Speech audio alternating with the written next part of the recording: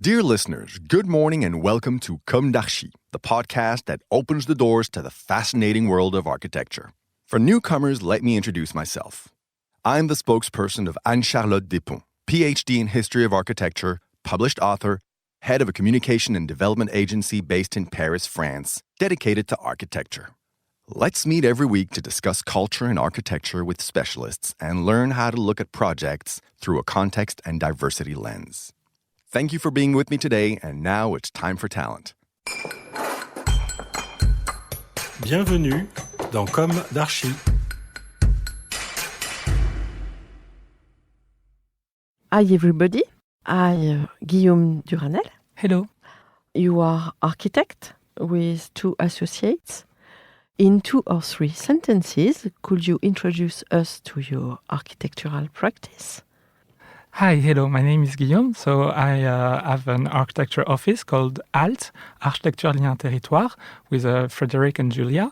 And so we have an office that's based in Paris, and we do architecture, urbanism, and also urban furniture design. And we work a lot about what are the new resources to build the city of tomorrow. Okay. Now, can you tell us about your project, Air des Carrières, or in English? Quarries Air. Okay. So Air des Carrières, or Quarries Air, is a project that we started with a Pavillon de l'Arsenal, which is a Paris-based architecture museum that is financed by the city of Paris.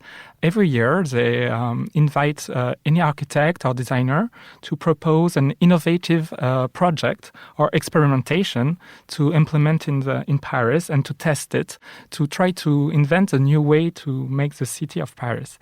So we candidated in 2018 with 2 designers, Lelong and Remi Nguyen, and we proposed a new type of furniture that was able to refresh the streets of Paris by using the fresh air in Paris underground quarries.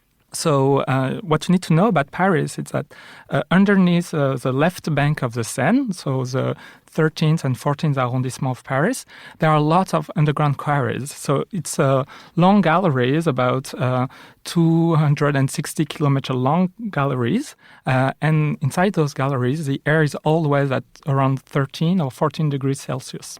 So it represents really a big amount of cool air that is not used today.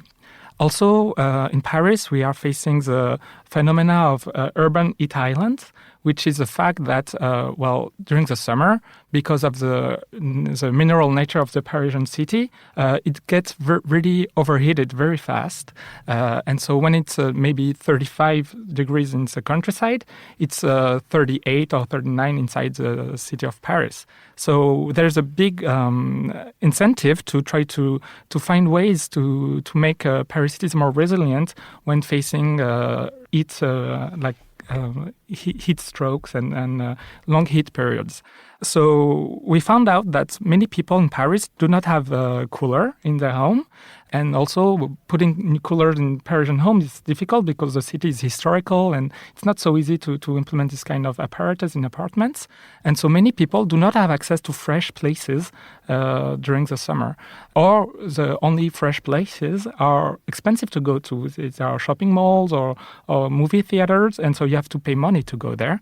And so we wanted to find ways to bring fresh places for common people in Paris, people who cannot also go on the countryside during the summer, who have to stay inside Paris during the summer.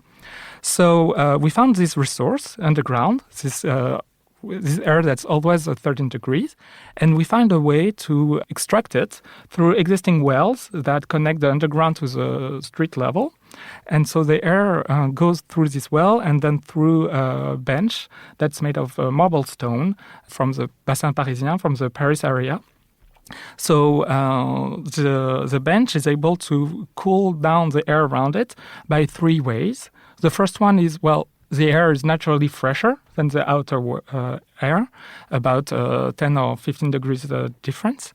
Also, the marble stone has what we call the high effusivity, which means that when you touch it, it naturally feels fresher than the surrounding.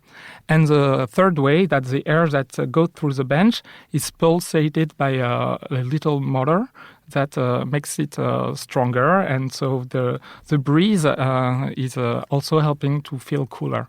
So we were able to work for 3 years to develop this experimentation and the prototype with many partners. Climespace, which is a company that distributes cool air to offices in Paris. We also worked with the Inspection Générale des Carrières, which is an office that manages the underground quarries, and the mairie of the 13th arrondissement, the 13th arrondissement mayor, to try to implement this new prototype to verify if it could indeed work to cool down the street. So we did this summer. We were able to implement it, and we tested it for 3 months. So during those 3 months, we were able to go see users, ask them questions on how they were living this bench.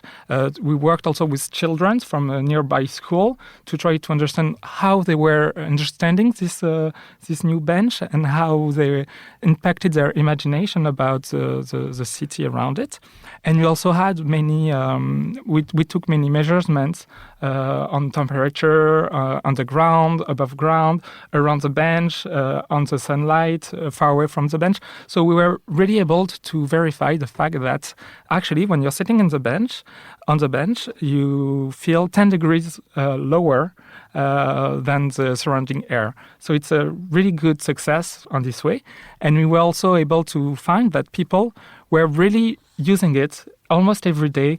For instance, mothers who would wait for their children outside of going out of school, they would just sit down and wait for their children, or older people would just come every day for maybe 10 or 15 minutes while they were walking their dogs, and people started to gather around the bench. So it really had a positive impact on the neighborhoods.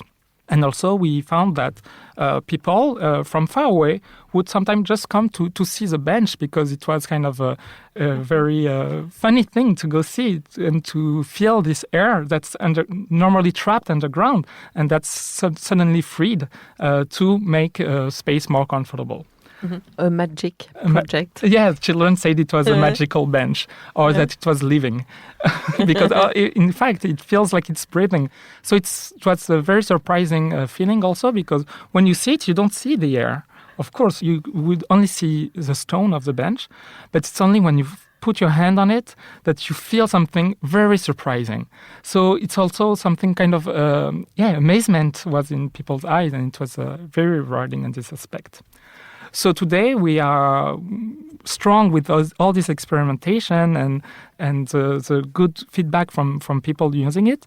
We are working on seeing if it's possible to either make one that would always stay there, or many other benches in Paris that could maybe be a new type of urban furniture.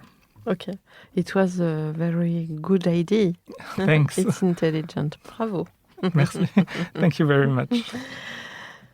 Thank you very much, Guillaume. Goodbye.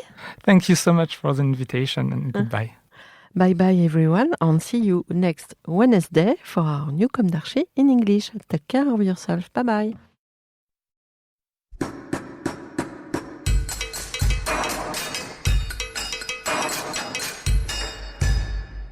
Thank you for listening. Don't forget to tune in to our previous content on Instagram at Comme d'Archi Podcast. If you like it, make sure to promote the podcast by giving it 5 stars on Apple Podcast and adding a comment, or on any of your favorite podcast platforms.